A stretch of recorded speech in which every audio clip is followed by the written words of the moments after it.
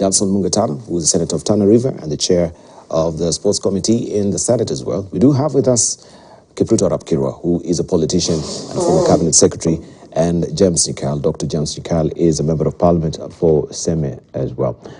Right, we are looking at some of the salient points that were raised during the Cabinet meeting at Mount Kenya Safari Park, of course, hotel, and a raft of issues moving forward as well. The President is also looking to be a key stabilizing figure in the region. This is the Horn of Africa and East Africa, looking and gagging for that particular EGAT seat, primarily also focusing on what is happening on South Sudan right now as far as politics is concerned there, and the warring factions that are still simmering in South Sudan. For the longest time, they've not really gotten traction as far as peace is concerned. We shall be looking at that as well.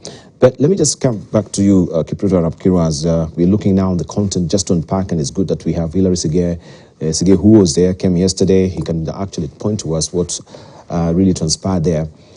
Some of the things that you think maybe the government might be punching over and above their weight as far as the promises are concerned, their realities, what should be the short term has always been very particular on the short term, the mid-term, and the long term. From your perspective. Yeah, I don't envy Kenya Kwanza government because they have taken over when the economy is not doing so well. Indeed. And when we're still ravaging issues of drought, drought is still ravaging the country, and many other problems that are likely to depress food production. I was reading this morning about armyworms in Nyeri, Kirinyaga, and to a certain extent Machakos, which is also something that can depress food production. Those are some of the challenges they should be faced with. But I hope they were also able to discuss the technical issues of achieving what is envisioned in their manifesto and some of the promises they have given to the people of Kenya. As I alluded earlier about the issue of fertilizer, because that is very critical in terms of food production.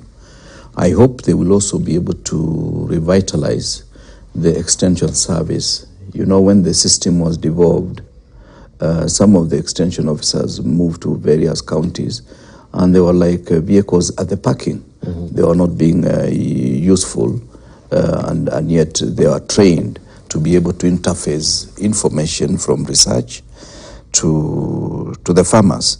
And also important, now that I'm mentioning research, I hope they will spend more money on research, because any country without research is a country that is doomed to fail. There is a certain component of our GDP that research must account for, so that for everything that we do, we must be informed by the new technologies, and that technology must also be able to be off-taken by the farmers or the recipients that are supposed to multiply that information. And finally, I hope they will be able to balance the issue of taxation and the need to spur economic growth. You cannot be taxing an animal that is already underfed.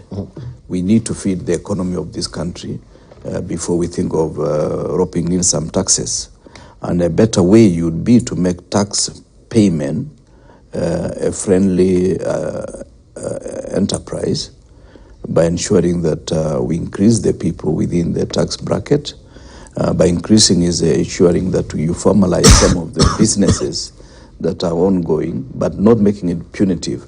So that you see, once you expand those who are in the tax bracket, even taxes can come down.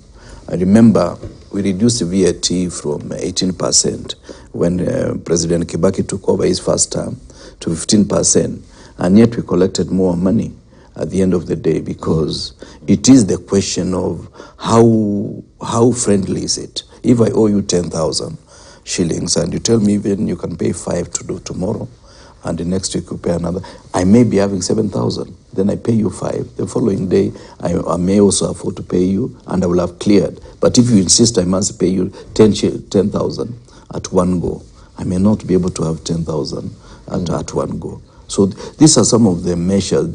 It's not rocket science, and it's not from another planet. These are practical things that we can do for this country. And finally, it's also the issue, let us reduce tension. Let us reduce tension. President Uhuru has gone home. Raila lost the election. There is no need for the deputy president or even the president himself to be mentioning them adversely, because these people have their own supporters. And I'm not saying it because they have told me to say it. I'm saying it because from my little experience in politics and leadership, I do know any tension is not useful for the economy of any country. Yeah. Indeed. Thank you. Danso Mungatana, we do have also, today is 9th, maybe by next week, we know that also the power cost will be going up. We've been told that around 15%. This is actually flying in the face of what we had the president, former president, of course, Uhuru Kenyatta, coming up with a task force to try and review some of this cost of energy. Why then should we be having 15%? The cost of energy in this country is skyrocketing right now. When you're talking about 15%, that is an eye-popping figure that is going to adversely affect, especially the manufacturing sector in this country. And you know, talking about when you know the cost of energy goes up, everything else goes up. I happen to also sit in the Senate Energy Committee, and we are really trying to do what we can in terms of legislation to ensure that the cost of energy goes down. But we have to agree, from the information that we have now, that this high cost of energy right now is a reflection of very bad policies that we have inherited as a new administration and as a new Senate. We have had long-term, very bad agreements, you know, from independent power producers. Agreements that have, you know, literally, killed. And they were signed by officials from our government. And when you look at those agreements, it is unbelievable that you, as a permanent secretary, you can actually pen down something like that and append your signature. And there is one particular agreement with an IPP, independent power producer, where one of the managing directors of an agency refused to sign. Refused to sign, and it was now thrown to the corporate legal person to sign on behalf of the corporation, and that person also refused to put the stamp, on that agreement. So the cost of energy is going to be high for some time because of the bad policies that we inherited, and to correct, we have to take in the bitter pill. And one of it is to remove the subsidies that we have put on the energy and come up with new ideas. For example, we're exploring the idea of bringing more players into the whole energy industry, because if maybe we bring competition, there may be people who will come in and force the giant monolith called Kenya Power and Lighting to be more efficient, so we may have efficiency. If we allow more people to come into petroleum and the importation of oil, we may have more coming into the country, therefore less cost in terms of the fuel cost. So there are various options we are exploring ourselves. And we hope that in the short run, of course, we have to take the bitter pill. When someone is sick, you take malaria queen, and you're going to feel it's not sweet, it's not sweet, but we have to take it. And then after a few days, things will change. So it is a part of the development that must occur. I also wanted to make a quick mention in terms of what you were mentioning about the austerity measures in this country and what the content of that meeting contained. I'm thinking that one of the things that was missing in that meeting, and I don't know, maybe they didn't tell the president, but one of the things that was missing is a recognition that Kenya is not a country on its own island. Kenya has neighbors. And I'm speaking as the head of delegation of Pan-African Parliament in Kenya. Now, we have to think about how we are going to integrate our economy vis-a-vis the economies of the neighbors, and particular the issue of intra-Africa trade. This is what we discuss when we go to the Pan-Africa Parliament. The sense of infusion of that it was lacking, because what I saw and the statements that came out, it was just inward looking, and there's nothing wrong with being inward looking, but you cannot be an island on your own. The economy needs to work within the environment of other African countries. I tell you, when we are in South Sudan, apart from the Juba Games and what, we had a lot of engagements with the government and private sector. And I know that one of the things that we were told when we were there, information we gathered, is that Kenya, South Sudan, and Juba, we have extremely good relationship. We invested a lot of money, a lot of time in stabilizing the country. And, you know, we have to give credit where it is due. The Honorable Stephen Kalonzo Musyoka played a very central part in terms of stabilizing the area. And he's held in very high regard. And everyone says Kenya, Kenya, Kenya. In that. But what about the economy? We are losing out because Ugandans have gone in, Eritreans have gone in, Kenyans, we used to be there and then we are reducing. What is the strategy? The strategy these people are using, their governments, for example, the Uganda government, you come into, you secure a contract, the government guarantees you, you know, they make sure that you are paid. And it is not that the South Sudan government will pay you. The government of Uganda will pay you if there's a delay in payment and you have performed your duties. Mm-hmm. They will pay you, and then they sort out government to government. Mm-hmm. But we in Kenya, we don't have that facility. We don't. So you go to hustle on your own. And if you fail, you fail. And the failure is, government takes long to pay. So you have invested in government supplies, you've gone this, you've done this, you're expecting this number of dollars to be paid.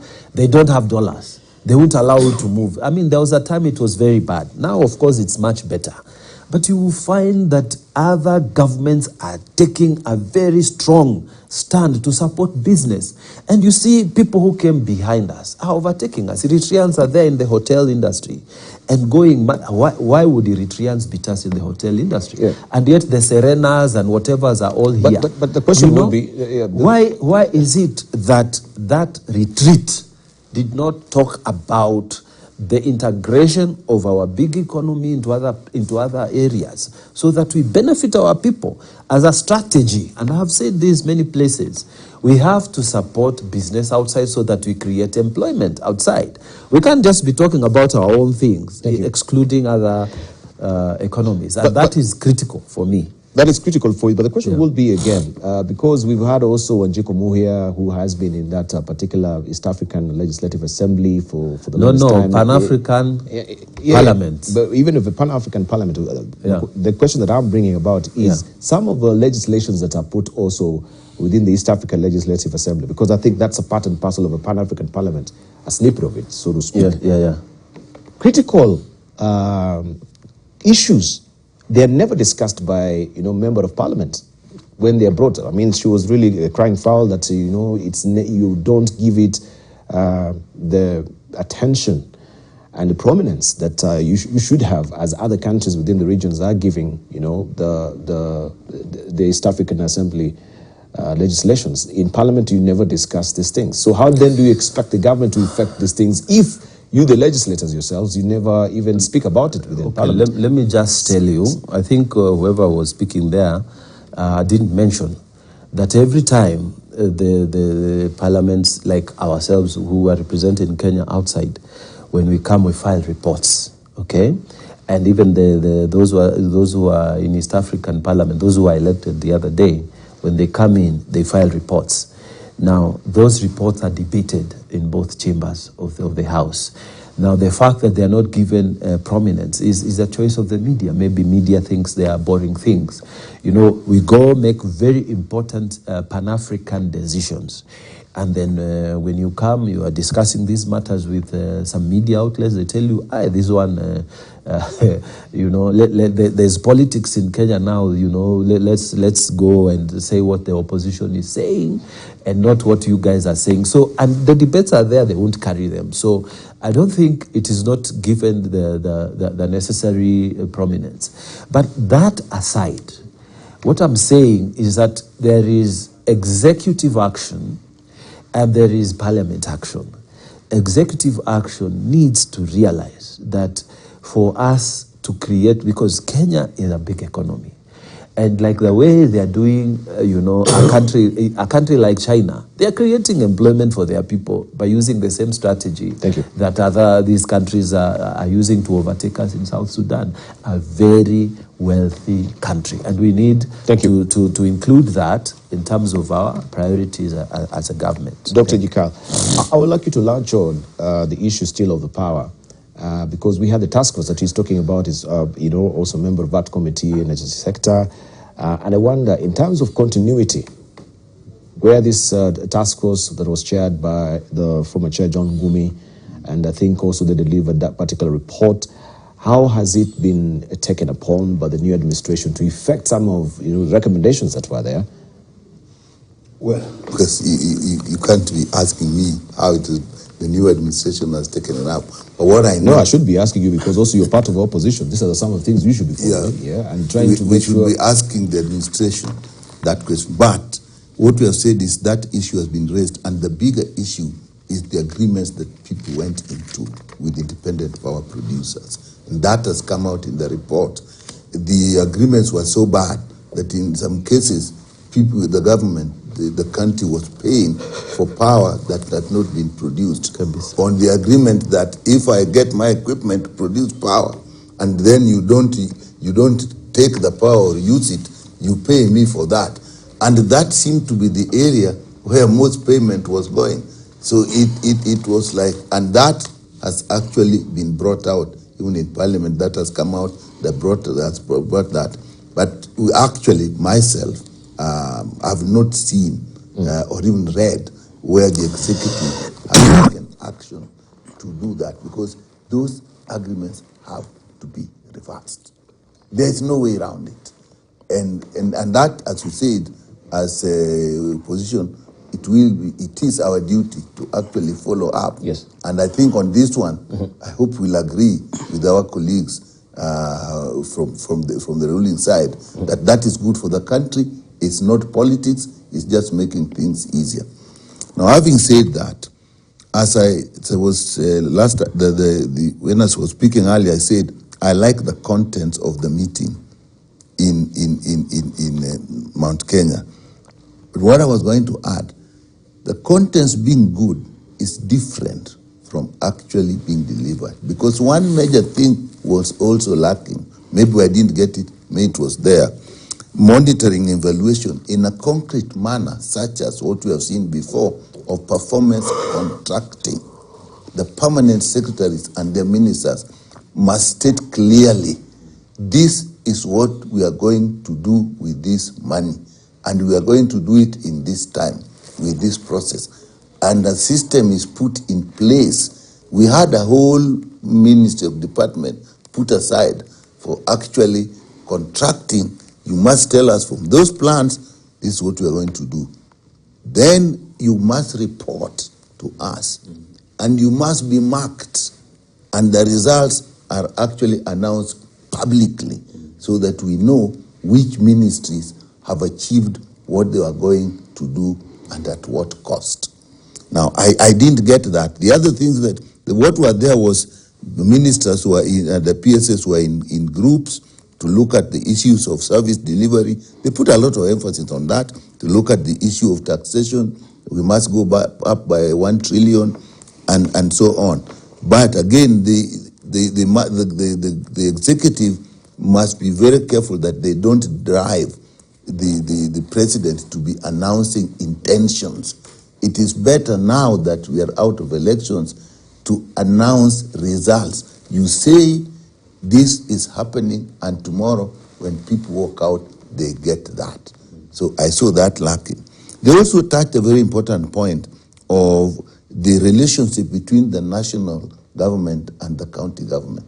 That's something that as a country we have not looked at it very seriously, because it is not as synergistic as was expected. I think people have gone, one article which says equal and independent, and we have put so much independent. People say 48 governments, equal and interdependent. Now, in my view, and my colleague here is a lawyer, there's one structure that has not been used: Intergovernmental Relations Technical Committee. With the Act of Intergovernmental Relations Act. That act created the summit, created the council, and created that committee. That committee is supposed to be the secretariat for both the Council of Governors and the summit. The summit is basically the Council of Governors with the president or the deputy presidency sitting. Now, what has happened, and I think they will have to look at this, is that the Council of Governors has created a secretariat of its own of the Council of Governors. They have two structures, and in my view, I don't think they are working. One, I think they have to harmonize the secretariat of the Council of Governors and the Intergovernmental Technical Committee. It has to be one. Now they seem to be two. And I saw that the deputy president was given that task. Unless that law is either looked at or implemented as it is, and those two harmonized, I hope that will happen. Then the relationship between the National Assembly and the Senate. Again, we as a country have not realized that wherever the money comes from, we are serving the same people, and there must be synergy in using that money, and so there should be synergy in legislation. I like the idea that we should not be suing each other, but we should actually have a system of agreeing with each other within the government. You know, the people who benefit when the government sues each other, the lawyers. They make huge monies on that, while we could have just sat. And I like that. Are they going to implement it as stated? Because even those lawyers, there's an interest. I was rather unhappy that corruption came rather weakly. Maybe it is the press. I didn't hear as much emphasis on it as I had on service delivery.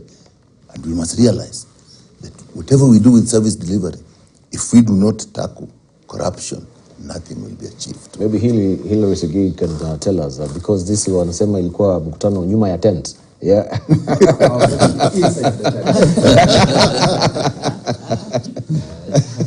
I was in the tent. Okay.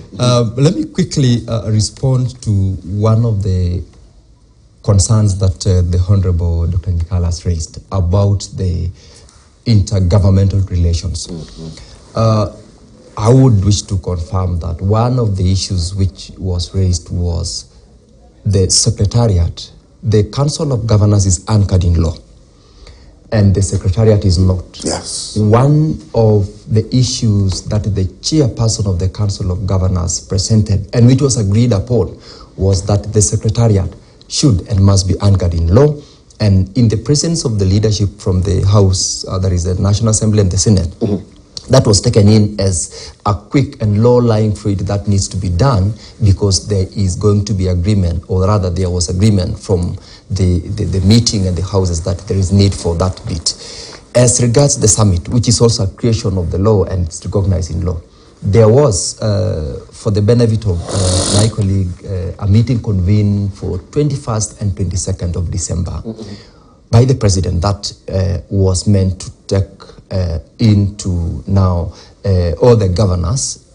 I mean, the summit comprised, it's chaired by the president and all the governors.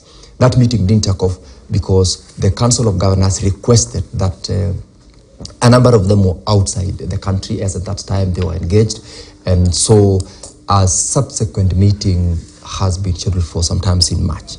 That is what I felt I needed to bring out to show that there is that synchronization of the operationalization of both the national and the county government in terms of creating harmony. Yes. Because the main objective of every element of any government is to make sure that we deliver to the lowest level of our electorate, that is to the ward or to the village level. So the summit is active. We'll be having a meeting in March. It ought to have had one in December.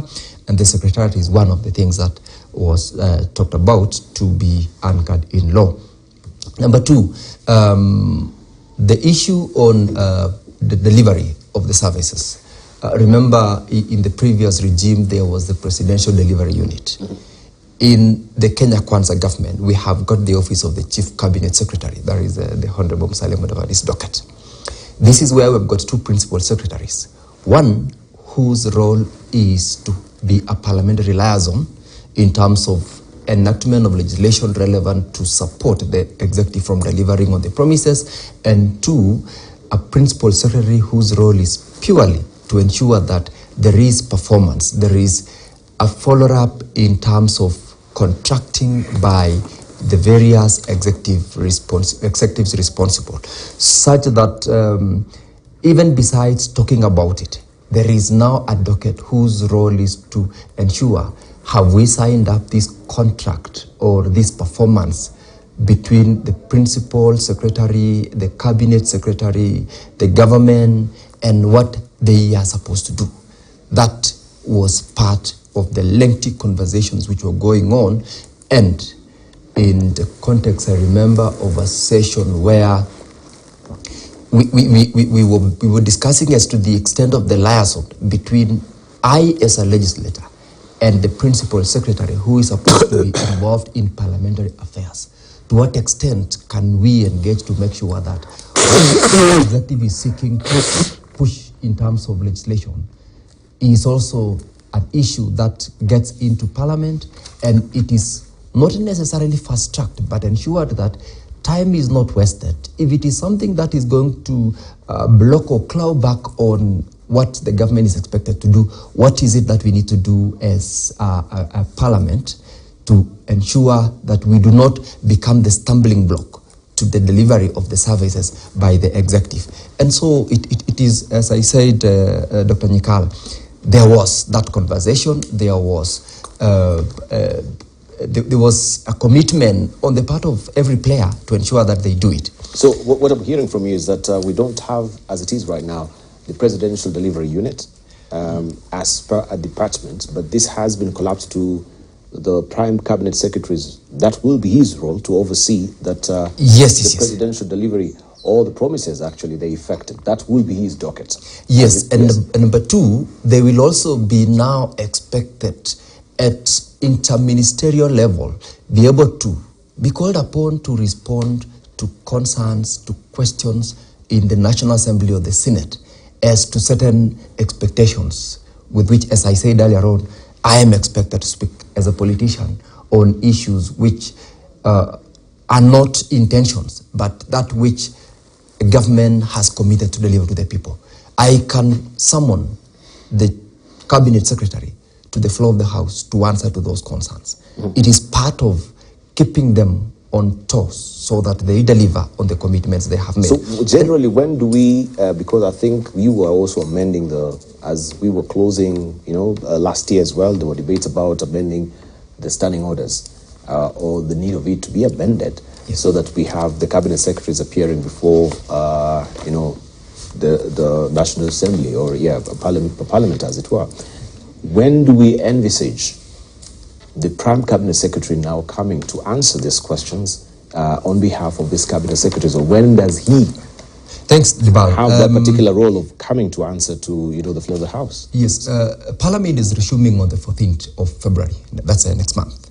And from the regulations which have so far been done actually at the National Assembly and the Senate, we expect that in the second week, that is the week after 14th, the regulations will be in place. The standing orders indeed actually allows that appearance. What the regulations is seeking to put in place is the timeline. For instance, which questions would you be expected? Because, you can't just come in. You need to be given in advance the questions. What are the timelines within which I will be expected to remit the questions to the Cabinet Secretary for purposes of preparedness? How much time are we going to have this question time in Parliament? Because there are other duties. There are other not standing orders, but order papers in the order of the House. And the regulations are saying we need to give, is it 1 hour? Is it 2 hours? Is it Tuesday? Is it Thursday?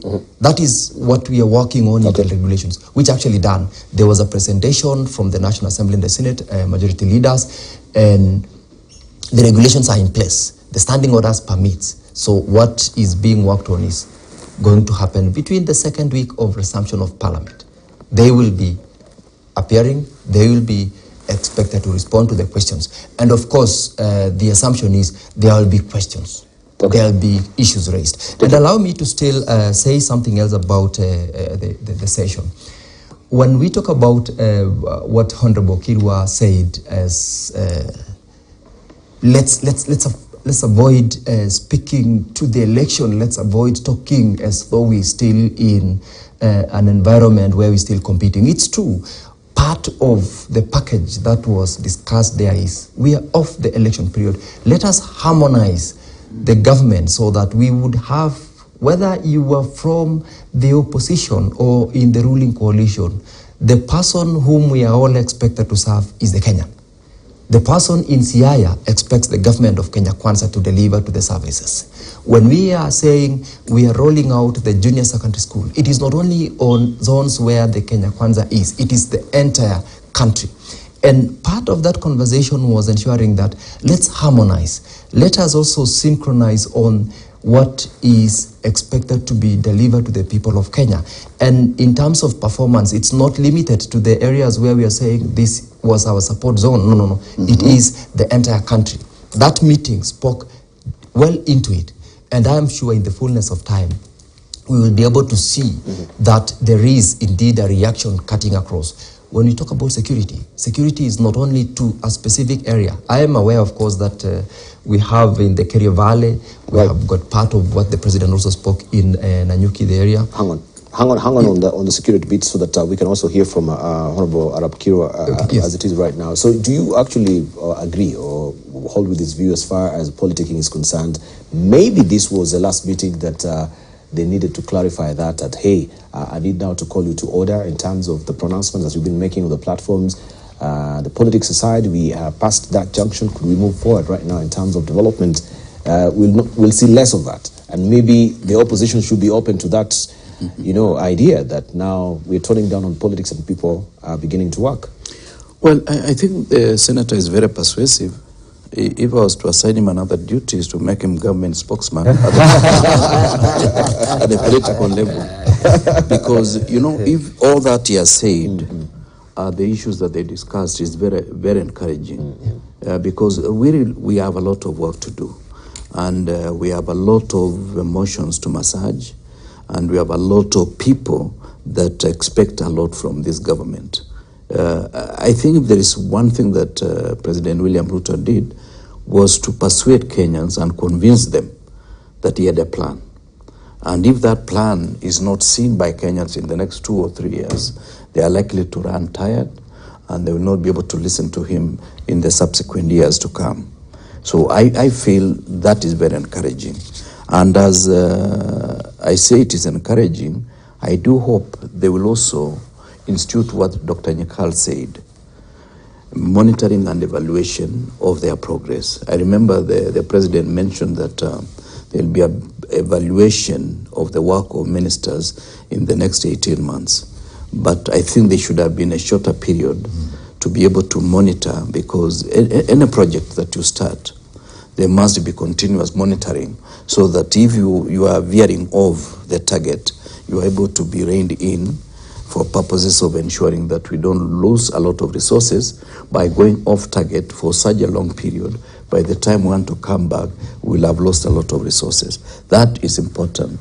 And I remember in our evaluation system in Kibaki 1, there was what we were calling RRI, Rapid Results Initiative, that apart from the long term, we were also able to monitor internally in various ministries what are we achieving in the next 90 days, so that we're able to keep everybody on their toes.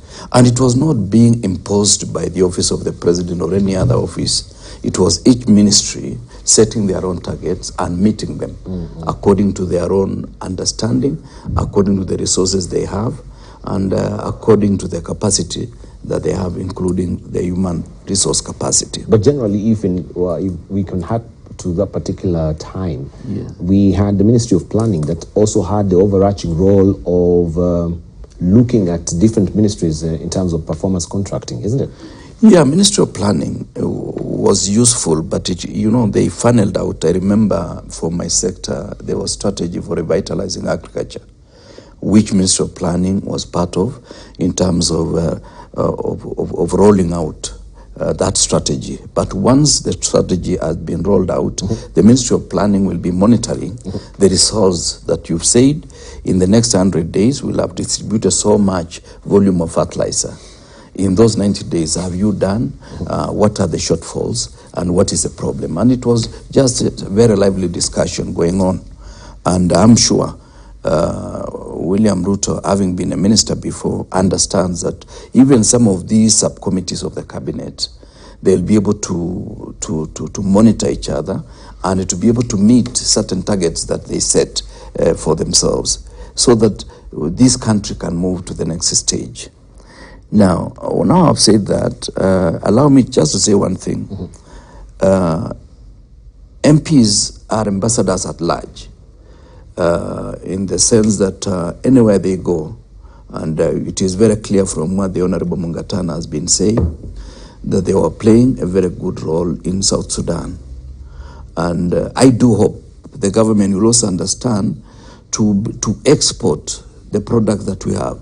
Some of the countries of the Nordic, a student completing university at a certain level, they are sponsored and they are paid for to go to the UN and to attend other bodies as interns.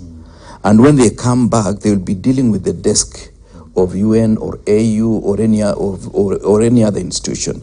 I think this is something we should be doing as a country, so that somebody in the Ministry of Foreign Affairs, Kenya, understands the operations of AU, the intrigues, understand the UN system and the intrigues, so that we are able to take full advantage of some of these export products. Because you see, what the world is doing is that they have maximized the potential within the country. Now, what is left is to export, whether it is expertise, human resource, whether it is resources like money. The way you are said, you pay for a contractor, then now we deal government to government once a certain project has been completed. It has been done by China. It can be done by even us. Finally, I think we need to take advantage, the way you alluded earlier. Kenya is the hub of the region, of the IGA region, even COMESA. We are very instrumental in this particular region. We need to rise to that occasion. And the way we can rise to that occasion, we have so many institutions now offering courses on international relations, starting with USIU, the University of Nairobi, and many other institutions. So that when we are recruiting individuals to go to Ministry of Foreign Affairs, let them have the requisite capacity, the knowledge, and the skills to be able to deal with international relations. Because basically, international relations is about you, the country, engaging with other countries. It is about your self-interest as Kenya, that you are engaging with the rest of the world. I think, to me, that is very critical. Kenya, we need to think critically and innovatively about how we can influence the region. Otherwise, what we've done in South Sudan, what we've done in Somalia, what we've done in the region, now we are doing it in DRC. How are we taking advantage of the benefits of that effort? Yep. Well, it's a good salutary movement or move that we had from the president, appointing former President Uhuru Kenyatta to be running that particular role of being a peacemaker around. But don't you think, particularly when we are talking about IGAD as well, that we need a special envoy? That you're talking about Kalonzo Musyoka, who was a special envoy to South Sudan. In this administration, still we are eagerly waiting to see, and we can see how really things are unraveling in South Sudan right now. People are talking, maybe by July something else will be, up in the air as far as South Sudan is concerned. And wanted just to ask you, in terms of reconfiguring even our foreign policy as it is currently, and trying to get maybe a special envoy for South Sudan that we know. This is a special envoy who is particularly intent to making sure that region, that particular country, peace is restored, because we began this particular process with President Moy. Yes, speaking first of all as a former, assistant minister in foreign affairs, and also speaking as now head of delegation for Pan-Africa Parliament, Kenya needs to have that foreign envoy, special envoy in South Sudan. Kalonzo Musyoka's tenure has lapsed, and there is a gap. And we need to fill in that gap. You see, the difference between the ambassador and the special envoy is that the ambassador, has, to take time even to reach the president. It's in terms of ranking, it's very difficult for him to reach the president of that republic. Even when he has a special message, it is it's not normal. So he would have to go to the minister in that country. And then he communicates. The protocols are different for the special envoy. The special envoy, like South Sudan now has 5 vice presidents and the president. And it's collectively called the presidency. The special envoy can easily make arrangements through the ambassador to actually meet the president, unhindered, and then raise the issues, and then quick decisions are made at a very high level. But we don't have one now. And you see, these are some of the things I hope the Honorable Dr. Nikal will take to the leadership of opposition and step down their feet and say, look, there's this and this and this that needs to be done. And the country hasn't done them. Because they have a role, like they say, they're in government. So they have a role to make that government efficient. It should not be the media to raise these things. Like when you say there's a whole article, editorial, in fact, on the Standard that says, you are talking about austerity, and then you are going to hold a meeting in a very expensive hotel. That should not be coming from the editorial of Standard. And, they are doing a job that should be done by the opposition. I have not had one single person in the opposition coming up to say these things. We need them to take up that role. And the president also did a very good thing. He has written to both houses to say, let us create the office of the opposition. And he's saying that because he knows in his mind that there will be some things that we won't do properly or will delay or what, and we need people to keep us in check. Because when someone is criticizing you, he's only making you to be better.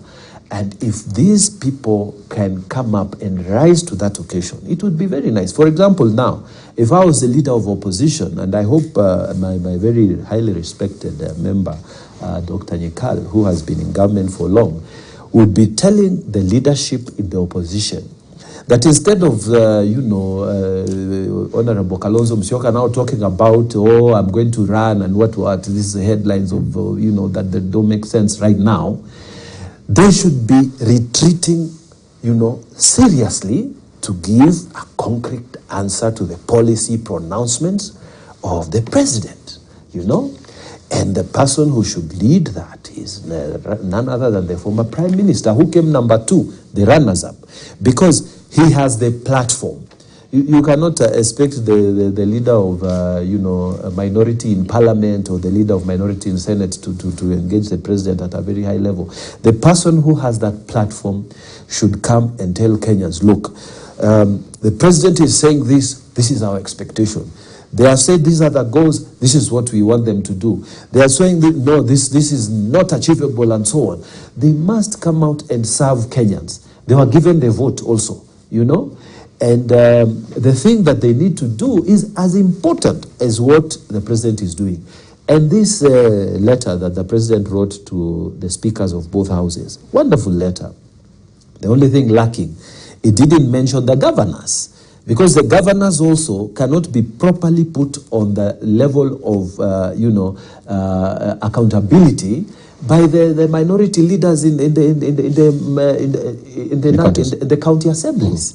Those people, it's like the minority leader in parliament or in senate. They are not on the same platform like the person who came runners up. So we must create those offices. For government institutions to work properly, we must have people who are checking on them. The things you are raising, the things that have been raised by media, these are very important. And you know, we may come in and say those things, you know, but it's not in our place, because we are supposed to be the advocates for the nation, for the government. So we need them to do their work so that Kenya can be efficient, and then they should never, I think they should not oppose the creation of the leader of opposition at the national, and they should even support those of us who are saying they should create a leader of opposition at the county level as well, the runners-up, so that the country becomes a very efficient working democracy. Right. Na hiyo ni muhimu sana. But it appears also the opposition, they're at least thrown out of kilter in terms of organization. You know, you're trying to find a true north still, because there's a lot of issues around Azimio right now. If we may just open that Pandora's box as it is. We have also the, you know, Right Honorable Raila Odinga saying there will be a major announcement that we expect. We don't know how long that will be. It could be this month, it could be next month that will be coming. Maybe that announcement will point towards the direction that Azimio should be taking right now. But as it is, it seems Azimio has lost that thunder, that fervor, that vim that we should be seeing right now in terms of putting the government to task. People will say, oh, hey, it's way too early to try to put the government to task because they are trying to, you know, shake into place as far as structures is concerned. But the state of affairs within Azimio is dire, isn't it? No, don't worry about that. When I hear Honorable Mungata, I'm actually quite pleased to hear him talk like this, because what is clear, they are missing BBI. Because I knew that direction of the BBI is where I was trying to avoid that conversation with BBI. But you know why you can't debal? This is the nature of the truth. That when you deny, you refuse the truth, you hide it, you put it, it just wriggles out and its head appears. You hear, if somebody had him, you would have said he's taking my position. Don't worry. The opposition is actually alive and kicking. You don't expect that we are reactionary, that every time something happens, you jump. Look at how we have reacted to the issue of subsidies and the issue of the food. You had the statements made by our leader. So as to our organization, who is going to the president, those are side political issues. Just as we are saying, let's concentrate on service delivery. We are also really concentrating on opposition. Opposition is also part of service delivery. It beats the executive into line. Hey, you can't go there, you can't go there. This is the only direction. And what he's saying, you had us, even on GMO, when the GMO came, we came out very strongly. When the subsidy issues came, we came out very strongly. When the food issue, we have come out very strongly. And you had the leader of minority, Honorable Pio Wandai, actually had a long statement in the media about all this. Even this one of the meeting at Mount Kenya, I've also told you, you can see we are already analyzing what is it they were doing, and does it look like they're going to achieve it? That's something we are in together, we are going to do. Opposition is there. The wish that we should have the leader of opposition is our wish more than theirs. But be worried when your opponent is showing you. Be worried when your opponent is showing you the route to take. You must ignore that advice and look at it carefully yourself and say, okay, I want to go there, but this route is showing me. There could be a sting in the tail. There could be a traffic. So that's why when you're telling us to support the leader of opposition, we must, whenever you are picking advice from somebody, you must think, how does this advice help the advisor? Before you know that the one being advised, how it is helping you. Kiro will tell you it's the interest. You know, it's the national interest. It's your interest first. So there could be something. No, you know, your self-interest cannot survive if it subdues national interest. It will die therein because you exist. It is like saying you are fighting for chairs. But no, let me ask you. No, you are fighting for chairs in a house that is burning. If you concentrate on fighting for the chairs, the house will burn plus the chair. But the expected gesture that should have come from the opposition is the fact, if there was this particular pronouncement that was made by the government, that we particularly intend to have an official opposition, let's try and restructure the law to accommodate that. Have you, from your own interest on this, instead of just sitting back holding and wondering what is the government up to? No, that's not what is happening. No, just a moment. Just proffer, you also proffer your hand, get to a table of discussion to see what is in the mind of the government. You've not done that so far. No, the first thing to do, don't you seem to think that what is in the press is what has been done. Sometimes there may be something that has been done or is being done and actually it has not hit the press. Exactly, that's what I'm asking. We definitely have considered, and you don't expect me to go into those details, this request to implement BBI in the terms of the people who didn't want it. What does it mean? So we want to know this new tent meeting you had with the government, and you don't have to tell us. How do we in principle, we are together. But in implementation, we must look at the ways, because an implementation may actually serve the advisor than even the nation. Okay, when somebody is in government, people will never advise on how you can make them fail. That will never be done, and people will never advise in a way. People will never advise. You shouldn't have pronounced this thing. Let me finish this. Let me finish. Let him finish. Let me finish. People will never advise their opponents to make them stronger. That doesn't happen in life.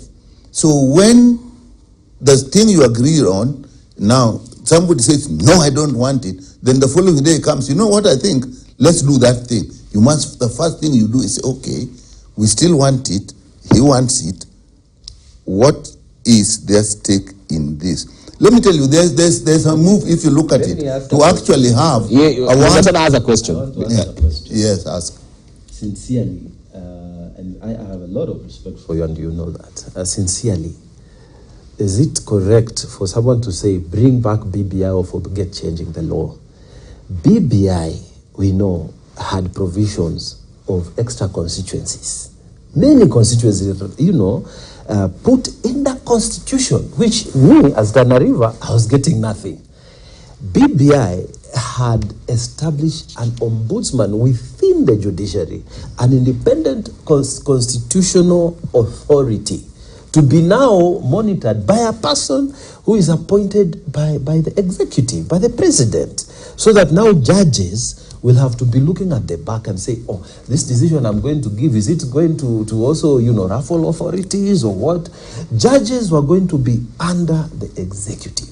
The BBI had many loopholes. Is it proper for someone, opposition? Let's just be honest. And I know, because I am studying opposition. I'm writing a thesis on that, my PhD. Opposition is not necessarily rejecting everything. It is looking at things. Sometimes you say, this thing is good, but let's implement it this way. This thing is not right. We have a different opinion. It's not just to reject anything. When you look at headlines like those, bring back BBI in the Star, or forget changing the law, Raila to Ruto, that is irresponsible politics. But you should look and say, there are good things. Let us create a technical committee, and you create a technical committee, let us work to improve the law. But don't come and tell me it is this or nothing. That kind of gesturing, it doesn't help this country. Whereas I agree with that, he's a honorable lawmaker. And you know that when a bill comes to Parliament, it never it actually never goes as it is. Not a constitutional bill. No. A constitutional bill does not get changed, even the comma. Can I take a short break? We circle back with more on that. No, that's where I wanted to take. It's 8 o'clock. Just respect the time. Because I wanted to actually go into the details of details is what I don't want right now, because we are headed for a short break. So when we circle back, we continue with you and hear also from Senator Sigei as well. We take a short break right now. Don't